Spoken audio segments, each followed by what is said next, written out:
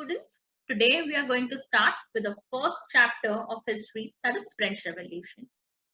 So आप सोच रहे होंगे students कि हम इंडिया में रहते हैं. So why are we studying about the countries, the revolution taking place in a country where we do not stay?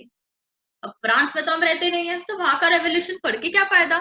Next chapter आपका स्टूडेंट्स रशियन रेवोल्यूशन भी आएगा, रशिया में भी नहीं रहते तो क्या फायदा पढ़ के? तो हम ये सब क्यों पढ़ रहे हैं? द आंसर इज स्टूडेंट, हम क्यों पढ़ रहे हैं वो बिकॉज वहां पर ऐसे रेवोल्यूशन हुए हैं जिससे हमारे लीडर्स, क्या बोल सकते हो, हम भी अगर वो बुक पढ़े उनकी तो हमें बहुत सारी ऐसी क्वालिटीज पता चलती है स्टूडेंट्स जिसको हम अडॉप्ट कर सकते हैं हमारी लाइफ में. क्लियर? तो कल उठ के अगर हमारे यहाँ पर भी कोई रेवोल्यूशन होता है, कोई प्रॉब्लम आती है, तो हम वो रेवोल्यूशन से बहुत कुछ सीख सकते हैं एंड हमारी लाइफ में, एवरीडे लाइफ में उसे अडॉप्ट कर सकते हैं. So let us start with the French Revolution. कि यहाँ पर क्या हुआ था फ्रांस में? What was the revolution about? How did the common people react to this revolution? And how was the state of economy in France during revolution? एक एक करके start करते हैं. Now students, let us assume that we have Doraemon वाला machine, time machine, correct? अब वो time machine में बैठ के हम कहाँ जा रहे हैं स्टूडेंट्स? फ्रांस जा रहे हैं. कौन से पीरियड में जा रहे हैं? लेट 18th सेंचुरी में जा रहे हैं. लेट 18th सेंचुरी मतलब क्या होता है स्टूडेंट्स? 18th मतलब 1701 से लेके 1799 बराबर, उसको हम क्या बोलेंगे? 18th century. तो 18th सेंचुरी का लेट 18th बोला है, मतलब 1750 से लेके 1799 के बीच का पीरियड है. क्लियर? तो 1774 हमको फर्स्ट लाइन में ही दिया है. तो हम कहाँ जा रहे हैं स्टूडेंट्स? कौन से ईयर में जा रहे हैं? With the help of flying machine 1774 में जा रहे हैं France. So let us see कि वहां पर क्या हो रहा है ये टाइम पे. In 1774 लुइस 16 जो है वो वहां के किंग थे. लुइस 16 के बारे में आपने सुना है? नहीं सुना तो भी अच्छा है, सुना रहेगा तो बहुत अच्छा है. तो लुइस 16 जो है वो बर्बन फैमिली से बिलोंग करते हैं एंड लुइस 15 के बाद लुइस 16 की बारी आई as a king. Clear? And वो क्या बन गए स्टूडेंट्स? 1774 में Louis 16 ascended the throne of France, मतलब he became the king of France. अब जब वो 20 साल के थे ना स्टूडेंट, तब उन्होंने किससे शादी की? ऑस्ट्रियन प्रिंसेस, मतलब लव मैरिज था काइंड ऑफ बोल सकते हो. तो दैट इज ऑस्ट्रिया की जो प्रिंसेस थी उनसे उनकी शादी हुई. मैरी एंटोइनेट जो है उनसे लुइस 16 की शादी हो गई. तो इट इज अ स्टोरी, आप स्टोरी के फॉर्म में इसे सुन लेना. फिर जब स्टूडेंट्स वो किंग बना तो उसने देखा अरे खजाना खाली है. भाई मैं जब किंग बन रहा हूँ, लुइस 16 बोलता है मैं किंग बन रहा हूँ, तब मैं जब तिजोरी खोल रहा हूँ तो उसमें तो पैसे ही नहीं है.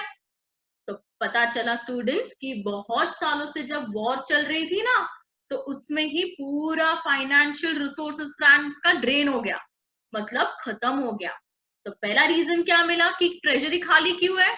कि भाई बहुत साल हो गए थे जिसकी वजह से लुइस 16 ने जब ट्रेजरी खोली तो उसको क्या मिला? Empty treasury. That is war में ही पैसा चला गया.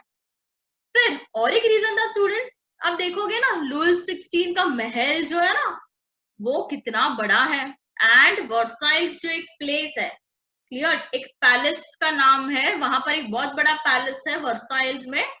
जैसे कि दरबार होता है ना बड़े बड़े, हमारे यहाँ पर भी किंग थे जब, तब उनके भी बड़े बड़े दरबार होते थे, महल होते थे. क्लियर? आपने ये देखा रहेगा मूवी दीपिका पादुकोण और इनका, पद्मावत है एक्सेट्रा. तो ये भी क्या है स्टूडेंट? ऐसा ही एक इमेंस पैलेस है. इमेंस पैलेस मतलब बहुत बड़ा पैलेस, तो उसको मेंटेन करने के लिए भी पैसे चाहिए ना. यस. तो आधा रिसोर्स कहाँ गया? वॉर में चला गया. एंड आधा जो है वो कहाँ गया? वो पैलेस को मेंटेन करने के लिए. क्लियर? एंड फिर लुइस 16 ने क्या किया था स्टूडेंट्स? जब वो राजा बन गया तब उसने क्या किया? उसने 13 अमेरिकन कॉलोनीज को इंडिपेंडेंस दिलाया कॉमन एनिमी ब्रिटेन से.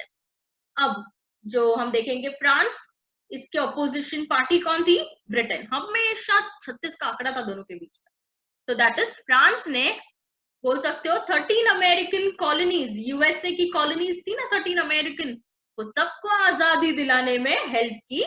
किससे? ब्रिटेन से. ब्रिटिश ने क्या किया था? सब जगह पे अपनी कॉलोनीज बना के रखी थी. जैसे इंडिया भी एक कॉलोनी थी ना, वैसे ही अमेरिका के 13 कॉलोनीज थी उनकी. तो फ्रांस ने 13 अमेरिकन कॉलोनीज को हेल्प किया. तो यहाँ तक हमने देखा, एक बार देख लेते हैं. In 1774 क्या हुआ था? Louis 16 of Bourbon family of king ascended the throne of France. Bourbon family का किंग है लुइस 16, उसने क्या किया? He became the king of France. फिर 20 years में उसने किससे शादी की? And married to Austrian princess Marie Antoinette. Upon his accession, accession का मतलब जब वो किंग बना, जब उसने बोलते ना राजगद्दी अपने अंडर ले ली, the new king found empty treasury. Long years of war had drained financial resources of France. पैसे ही नहीं थे फ्रांस के पास, एंड आधे पैसे कहाँ जाते थे स्टूडेंट्स? मेंटेन करने के लिए। क्या? Extravagant court. एक्स्ट्रावेजेंट मतलब बोल सकते हो कि बहुत ज्यादा बड़ा court at the immense palace of Versailles. Versailles place है वहां पर। Under Louis XVI, France helped 13 American colonies to gain their independence from common enemy Britain.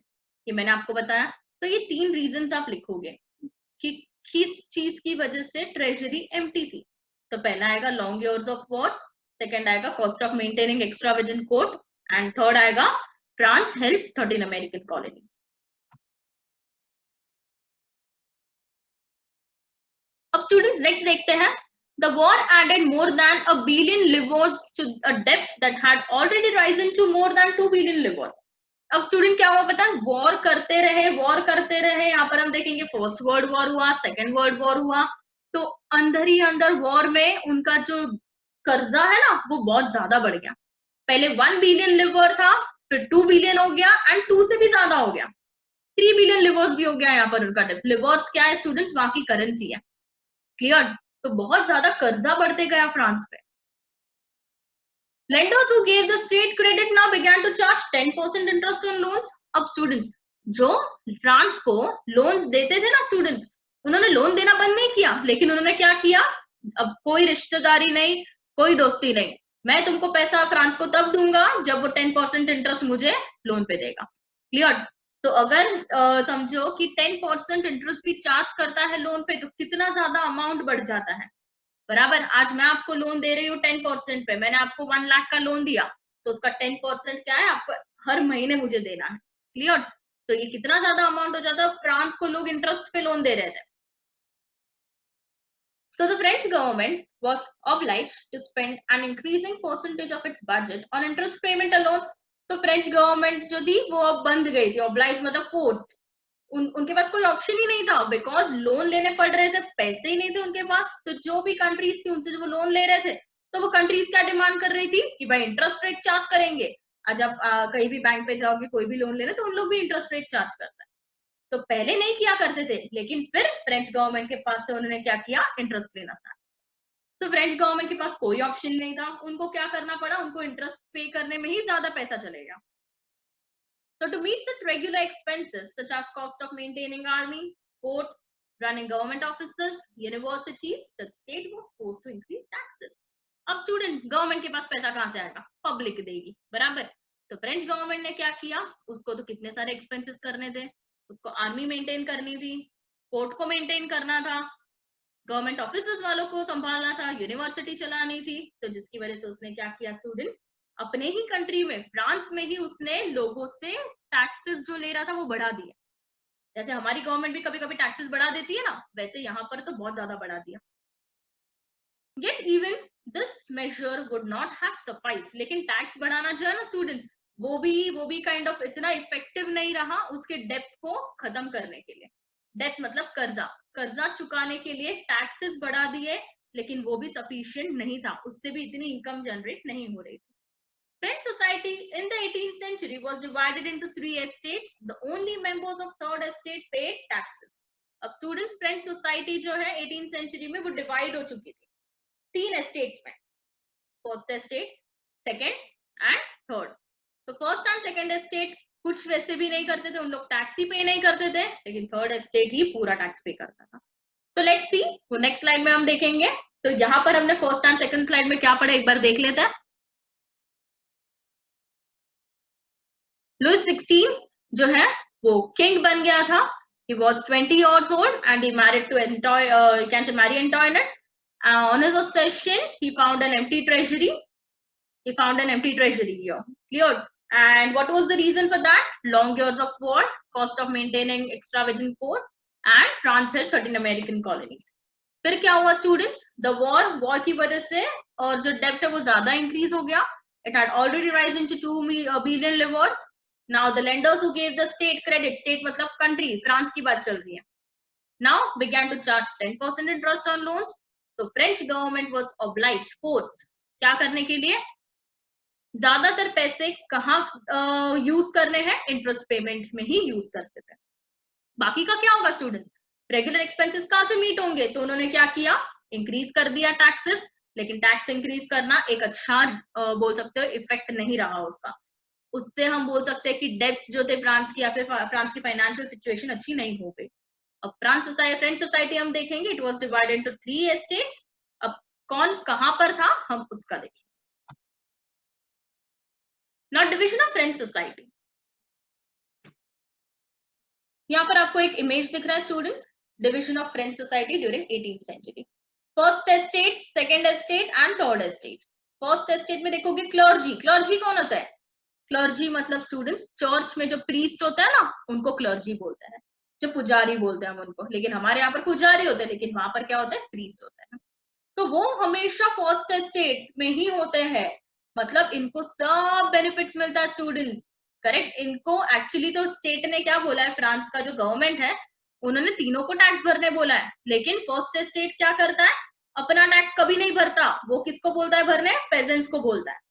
जो थर्ड एस्टेट के पेजेंट्स है ना, जिनके पास बेचारे के पास पैसे भी नहीं होते, वो क्या करता है, क्लर्जीज जो है वो इनको भरने बोलता है अपना टैक्स।